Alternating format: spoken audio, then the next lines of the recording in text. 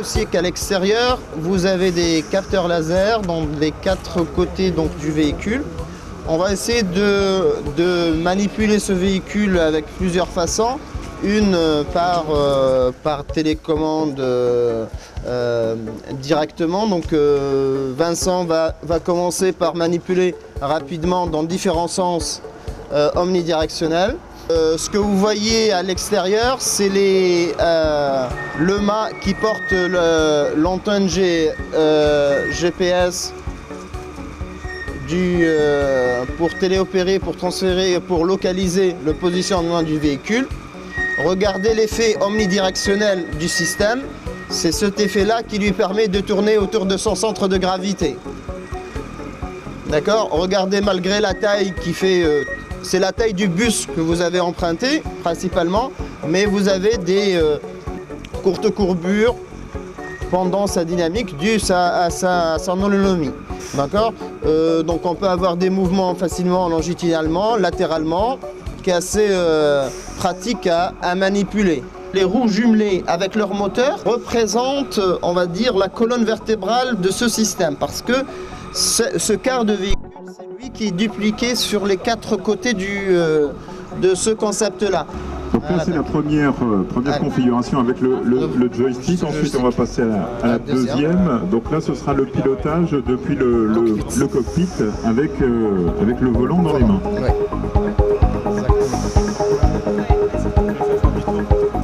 Et donc, on peut se mettre derrière.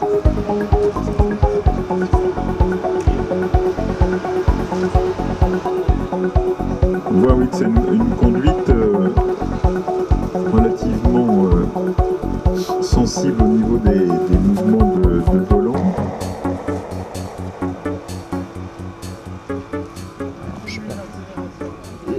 J'interviens sur ce point-là. Alors la conduite via le cockpit, c'est pas une conduite comme le joystick. Donc le cockpit donne des informations de pilotage du véhicule à travers le logiciel le Scanner Studio, le simulateur.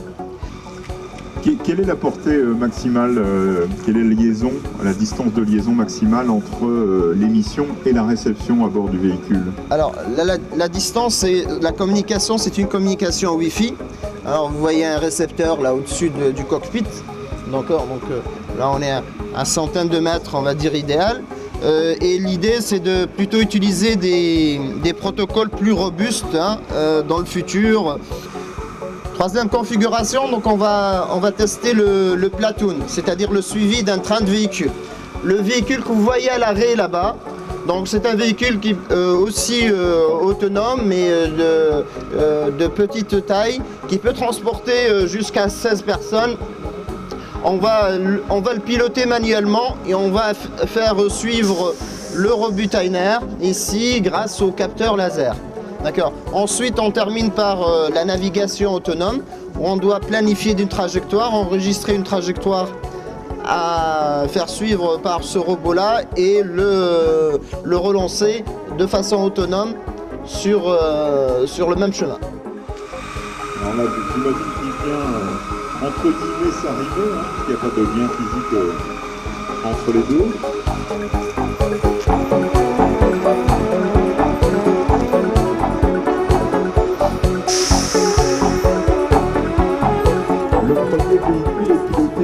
À l'heure actuelle. Le premier véhicule est piloté avec le joystick, le fameux joystick Nintendo. D'accord. Et bon, le deuxième véhicule, il est suiveur. Il est suivi grâce au capteur qu'on voit à l'arrière du robot. C'est un capteur de laser qui essaye de suivre, on va dire, de détecter la plaque bleue fixée sur le véhicule leader. Le véhicule suiveur, c'est un véhicule entre guillemets esclave, c'est-à-dire il n'est pas purement intelligent comme il l'est en mode autonome. Si le leader il est en accélération, il essaye de le suivre et de telle manière à respecter cette interdistance. Et si un obstacle se met entre les deux, il s'arrête automatiquement. D'accord.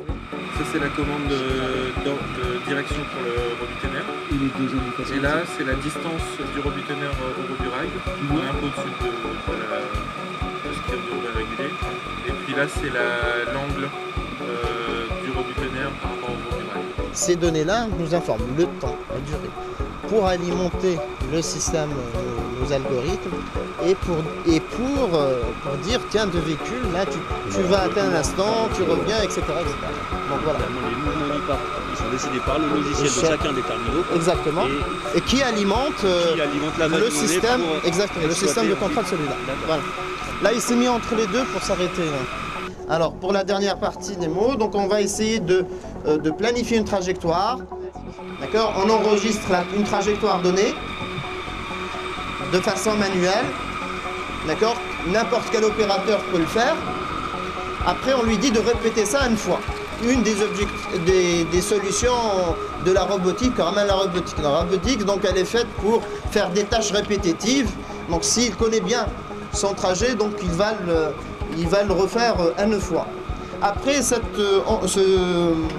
l'enregistrement de la trajectoire peut se faire aussi grâce à l'outil de simulation qu'on voit ici, c'est-à-dire quand on connaît le terrain bien comme il faut, donc on peut générer cette trajectoire sur le simulateur, puis on donner l'ordre au robot de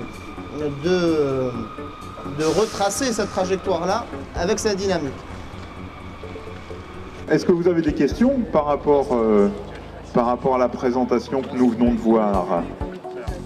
La question apparemment c'est très simple. Pourquoi est-ce qu'il n'y a pas de conteneur sur le... Pourquoi ça n'est pas transporté de conteneur? On va mettre en conteneur d'ailleurs. Et voilà.